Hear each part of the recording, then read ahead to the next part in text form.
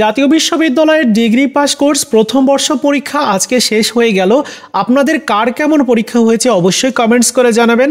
আজকের ভিডিওতে যে বিষয় নিয়ে আলোচনা করব, আপনাদের এই পরীক্ষার ফলাফল কখন প্রকাশ করবে এবং কিভাবে আপনারা রেজাল্ট জানতে পারবেন। এর সাথে প্রথম বর্ষ থেকে দ্বিতীয় বর্ষে উত্তীর্ণ হওয়ার জন্য সর্বনিম্ন কয়টা সাবজেক্টে পাস করতে হবে এবং আপনাদের খাতা কিভাবে মূল্যায়ন করা হবে। তো চলুন শুরু করা যাক। প্রথমত আপনাদের রেজাল্ট কখন প্রকাশ করবে। দেখুন, জাতীয় বিশ্ববিদ্যালয়ের একাডেমিক সেশনের কিছু নিয়ম আছে।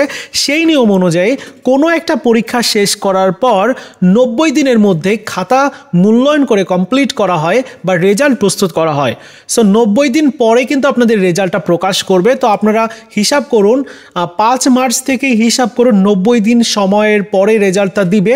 সেক্ষেত্রে মার্চ, এপ্রিল, মে, জুন, তার মানে জুন মাসের 5 তারিখের পরে আপনারা রেজাল্ট পাবেন। মানে জুনের 5 থেকে 10 তারিখের মধ্যে আপনারা রেজাল্টটা পেয়ে যাবেন। যেদিন রেজাল্ট দিবে ওই দিন আপনারা জাতীয় বিশ্ববিদ্যালয়ের রেজাল্ট সংক্রান্ত বেশ কয়েকটা ওয়েবসাইট আছে, সেই ওয়েবসাইটগুলোর মাধ্যমে খুব সহজেই রেজাল্ট জানতে পারবেন এবং মার্কশিট চলে আসবে। ওইখানে কোন সাবজেক্টে আপনি কেমন গ্রেড পেয়েছেন সেটি দেখা যাবে, কোন সাবজেক্টে আপনি ফেল করেছেন সেটিও দেখতে পারবেন। এখন আসি মূল প্রসঙ্গে। আপনি তো এখন প্রথম বর্ষে আছেন, দ্বিতীয় বর্ষে উত্তীর্ণ হওয়ার জন্যই তো এই পরীক্ষাটা দিয়েছেন। তো এই পরীক্ষাতে 7টা সাবজেক্ট আছে আপনার।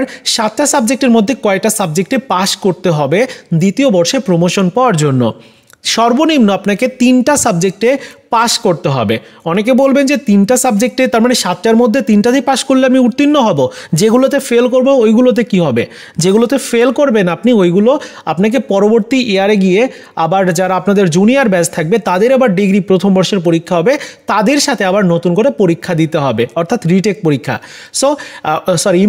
ইমপ্রুভ পরীক্ষা। তো এইভাবে আপনাকে কিন্তু সেই পরীক্ষাগুলোতে পাস করতে হবে, মানে ওই সাবজেক্টগুলোতে, ঠিক আছে? এবং আপনাদের এই যে 3টা সাবজেক্টে পাস করতে হবে, অনেকেই বলতে পারেন যে কত মার্কস পেতে হবে। আপনি ইনকোর্স পরীক্ষা যদি দিয়ে থাকেন তাহলে ইনকোর্স এবং এই যে তত্ত্বীয় পরীক্ষা যেটা হলো, এই দুইটা মিলিয়ে আপনাকে সর্বনিম্ন 40 নাম্বার পেতে হবে। 40 পেলেই আপনি উত্তীর্ণ হয়ে যাবেন ওই সাবজেক্টে। এবার আসি আপনাদের এই পরীক্ষার খাতা কিভাবে মূল্যায়ন করা হবে, পাশের পার্সেন্টেজটা কেমন হতে পারে। একটা পরীক্ষার পাশের হার কেমন হবে সেটি ডিপেন্ড করে ওই পরীক্ষার প্রশ্ন কেমন হয়েছে, পরীক্ষা কাঠামোটা কেমন ছিল। সব কিছু বিবেচনায় এইবার কিন্তু প্রশ্ন খুবই ইজি ছিল ডিগ্রি প্রথম বর্ষের। সো বিগত বছরগুলোর তুলনায় এইবার পাশের হারটা অনেকটাই বেশি থাকবে। সেক্ষেত্রে কেমন থাকতে পারে প্রশ্ন অনুযায়ী যদি আমি বলি, তাহলে ম্যাক্সিমাম শিক্ষার্থীর পরীক্ষা ভালো হয়েছে। সো তার মানে প্রায় ম্যাক্সিমাম শিক্ষার্থী ভালো নাম্বার পাবে এবং সবাই উত্তীর্ণ হওয়ার সম্ভাবনাটাও বেশি থাকবে। সো যতটুকু মনে হচ্ছে 95% শিক্ষার্থী উত্তীর্ণ হবে। তার মানে 100 জনের মধ্যে 5 জন শিক্ষার্থী ফেল করতে পারে, সম্ভাবনাটা আছে, এবং 95 জন শিক্ষার্থী পাশ করে উত্তীর্ণ হয়ে যাবে। সো এই হচ্ছে বিষয়, যা বিগত বছরগুলোর তুলনায় অনেকটাই বেশি, যেহেতু প্রশ্ন এবার খুব ইজি হয়েছে। যাই হোক, আপনাদের খাতাগুলো কিভাবে মূল্যায়ন করা হবে, এবার খাতা দেখার উপরে কিন্তু বড় পরিবর্তন আনছে জাতীয় বিশ্ববিদ্যালয়। একটা নির্দিষ্ট সময় দিয়ে দিবে, ওই সময়টার মধ্যে একটা খাতা দেখে কমপ্লিট করতে হবে। সো যাদেরকে দায়িত্ব দেওয়া হবে তাদেরকে সেভাবেই দায়িত্ব দেওয়া হবে এবং খাতাগুলো খুব ভালো করে মনিটরিং করতে বলা হয়েছে।